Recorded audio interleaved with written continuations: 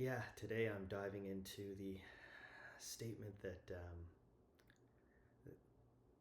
being an expert isn't therapy. You're actually paying for attention. First thing out of the gate, it's such a hard topic to talk about.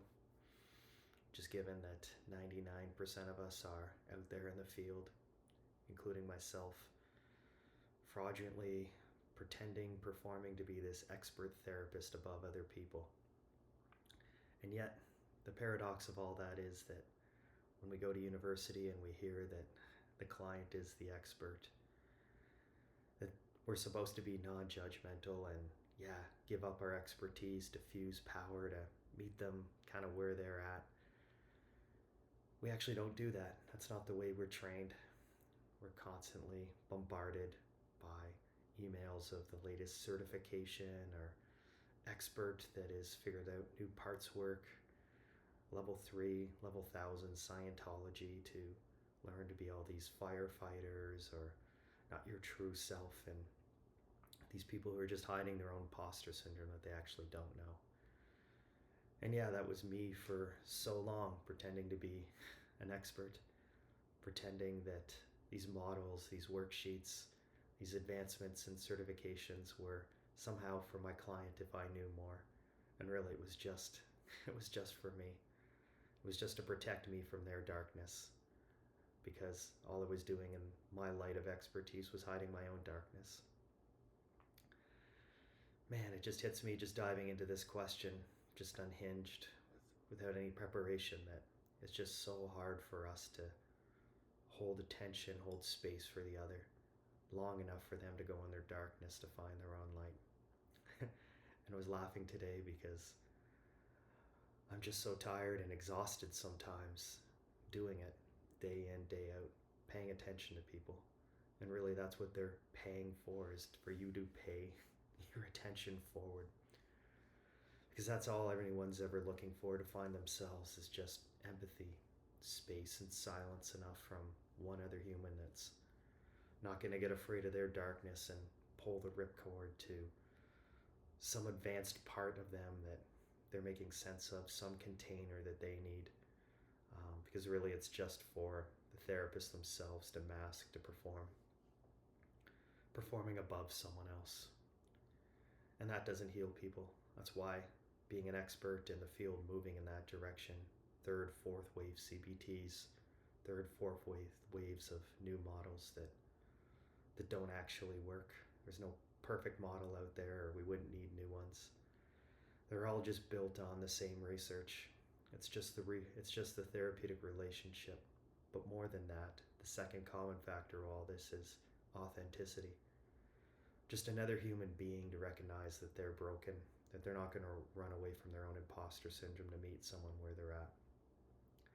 And that's where I've spent the last 4 or 5 years of myself, is trying to give up my own performance, my own armor, my own shield of being an expert, to being in the knowing that the clients are somehow the ones in the darkness. They're the ones with the issue, and somehow us therapists are the ones that are healed and have the advancement in models. And like a pharmacy, that's how people come to us. They find their issue. They find that they're the ones that select that they have the depression, the anxiety, and somehow us above them have these advancements and certifications, these letters after our name that tell them that, oh, we have the perfect medicine or cure, and they'll never have to look in their darkness because they just look in our light. And all we're doing is running away from our own imposter syndrome. That's what I did for the first 10 years of my career, just following those above me, the Becks, the Harrises, the fill in the blanks, the people that had those fancy letters that told me that my imposter syndrome would go away if I just practiced this model for 2-3 years. And little did I know, the more and more I got there and having these breakthrough moments, that I was the one that was actually broken, and I was just trying to put myself above other people. And now the paradox is that when I start to disclose and be authentic as a human and have real fucking conversations with people, they take their armor off as well.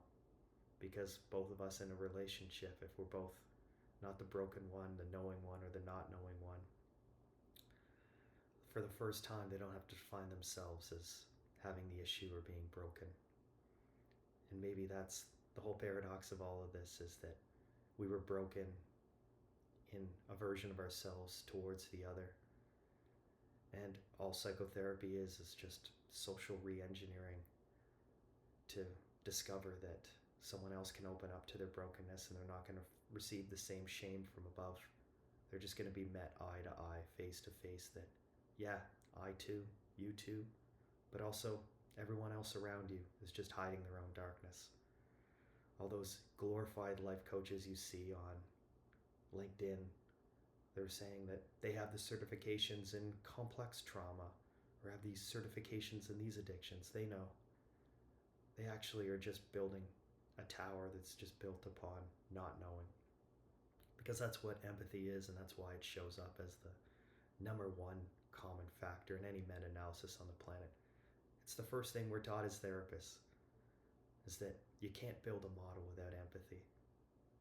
But empathy is literally just giving up my ego, myself, and diffusing power back to the other person, that they're not in the darkness and would walk beside them.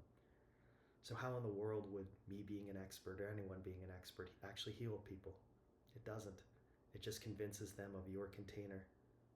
Because if they're not treatment ready, or they're not adhering to your model, then it's on them. They're the darkness.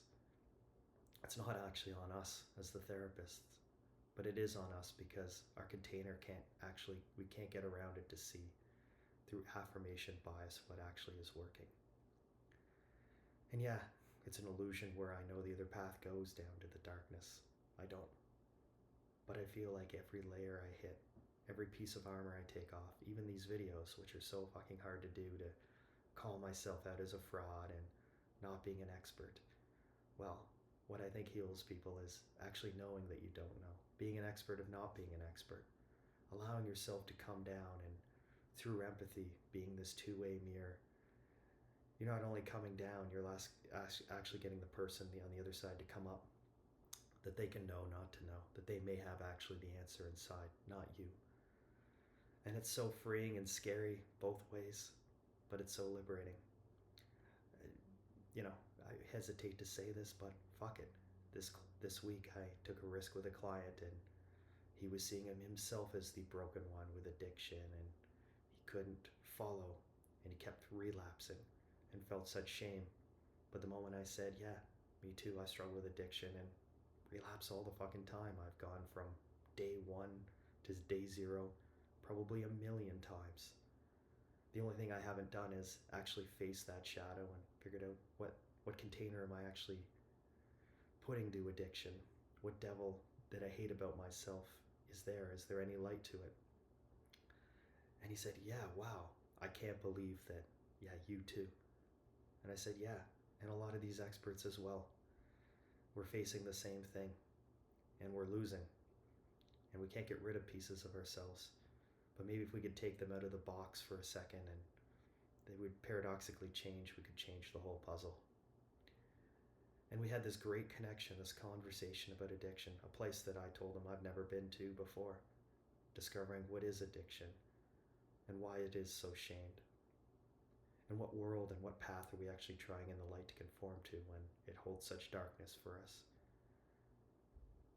And yeah, it made him realize, and me realize, that maybe the addiction container that we had was just an inability to relax long enough in a world of fear, which is really hard for both of us to move through. But not just him, not just me, everyone. And we discovered that together, that maybe there's two people in a relationship.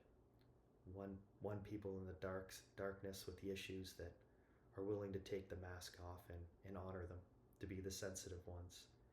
But there's also those people above who are just hiding, numbed out, that are thinking that they're not sensitive or have those issues or have any emotions. They're the logical ones, which is just a crock of shit, because they're the actual damaged ones that can't see past having real conversations like this.